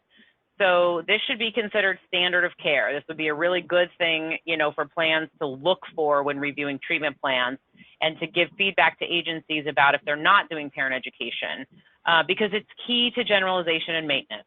If we change a behavior in therapy, but that doesn't carry over to the natural environment, that doesn't do the child or the family any good, actually. So we really need to make sure that parents know how to maintain the gains that are being achieved in therapy by having skills that they can use outside of therapy. And the treatment plan template that is used by the HCA, which I was involved in developing, specifically has an appendix for parent or caregiver goals, and that's why. So there should be parent goals that say things like, Johnny's mom will learn how to set up communication trials to target his primary communication goal. Or Johnny's mom will learn how to take a functional approach to challenging behavior and follow the behavior intervention plan, these kinds of things. The other model of ABA that most of the plans are probably familiar with is the day treatment model. And this model is pretty different from long-term ongoing ABA. It's meant to be a short-term, intensive, upfront dose of therapy to essentially get kids into some treatment and do a heavy amount of parent training until kids can get into longer-term treatment, if they can even get into longer-term treatment. In some communities, that's a real struggle. So this is meant to be a program that increases access and gives families access to care. So this is an early intervention program. It goes up to 5 years, 11 months. It consists of 48 treatment days, which is 4 days a week for 3 months. A 1-to-1 staffing ratio is required, even though the kids are in the program, which is center-based, typically in small groups, like about 5 kids in most programs. Speech and language services are supposed to be available and embedded. Caregiver education and training is a requirement, as is coordination of care and sort of discharge and transition planning. So this is a very specific model that's outlined, in the treatment and the provider guide that is required to have these components. There's also caregiver training only, which is particularly useful when kids are on waiting lists. So a lot of times kids will be waiting for agencies to have slots open, and many agencies are starting to do a caregiver training only model, which allows for like maybe 1 or 2 meetings a week, but not the level of intensity that is provided when kids are receiving a more full-scale or full-blown ABA treatment program. So in this case, there might be a more scaled-back assessment that's submitted for authorization with just caregiver or parent training goals included.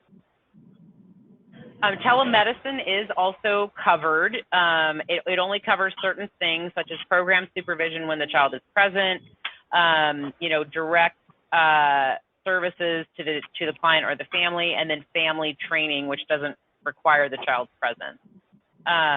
Services that are not paid under telemedicine are things like email, phone, and fax transmissions, time installing devices or systems, repairing systems, et cetera. So that's pretty standard for telemedicine guidelines. So 11:56 is what the clock on my phone says, which should leave us 4 full minutes for questions. Good job. I do want to also let everyone know the last 2 slides just have several websites and, let's see. I think it looks like I'm getting I think I'm getting booted off of, okay, there we go. There are several websites and email addresses on the last couple slides that are helpful for when we send them out to folks. But what questions do we have pending, Venus? Going back to who is eligible, does a LVAT need to meet both the state and national requirements? This is a very good question. So let me go back to that slide. And we do have to give the room up at noon. Okay, so this is a very good question because it is tricky.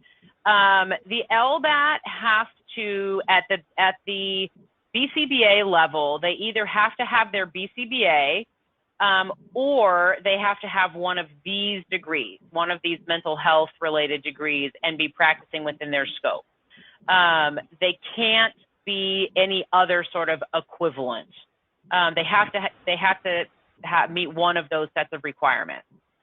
The same is true for the BCABA. They do have to be BCABA eligible, but they do not have to have their RBT. So that is one point of confusion, is they don't have to have their RBT. Instead, what they can do is they can have a BCBA sign off and attest to the fact that they have provided them with RBT equivalent level training, and that will allow them to get their certification in Washington. So it's not entirely straightforward. Right, but they must have their Washington state license here, or as Mindy said, the next one. But the requirements for the licensed behavior analyst is based on they have to be a BCBA to be able to be eligible to get your state license as an LBA. So they are just going over the national criteria is what our state ended up doing, is following the national criteria for their for our state licensure. Right. So one of these degrees does not get you your LBA. Like, for example, I'm a licensed psychologist, but I'm not a licensed behavior analyst. I can just practice ABA because I'm a licensed psychologist. I have a state license through DOH for psychology, so I can practice ABA as long as I'm within my scope. But that doesn't give me, I'm not eligible to be a licensed behavior analyst because I don't have a BCBA. You have to have the BCBA for that one, or for the LABA, but not for the CBT. But what we would want, Mindy, is for the plans to require something from the provider that explains how they are qualified to provide BCBA services. Correct. So like if it were me, you would want me to somehow attest, or you might want to talk to me or have me write something that says, why do I feel I'm entitled to practice ABA as a licensed psychologist? And then I would say things to you like, this is my training and this is my background and these are all the things I've been involved in, and I could very clearly lay out for you why I've been practicing ABA for the last 20 years, why that makes me eligible. Exactly. So yeah, the plans would want to verify that. And I think another way to verify it, I mean, this is just what the plans want to do, but another way to verify it would be to have a BCBA vouch for that person. Like Dana could tell you that I have been practicing ABA because she knows my practice because she's known me for 10 years.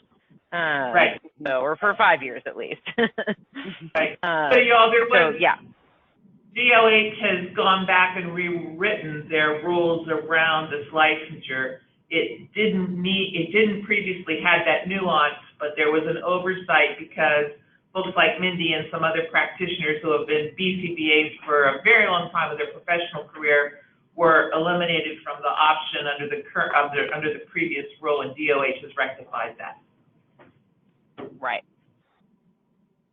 So guys, I do want to be mindful of the time. Yeah, I mean, I think, Gail, if there's more questions, I think we could also follow up by email, or, you could gather those questions in a phone and have a phone conversation with us, and maybe then take the answers back to your group. I mean, it doesn't have to be the end of question asking, even though we're out of time.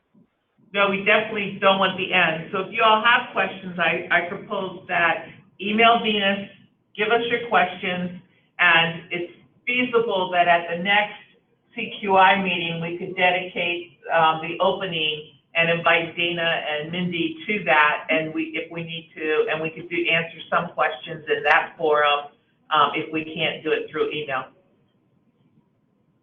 Great. Okay. Very good.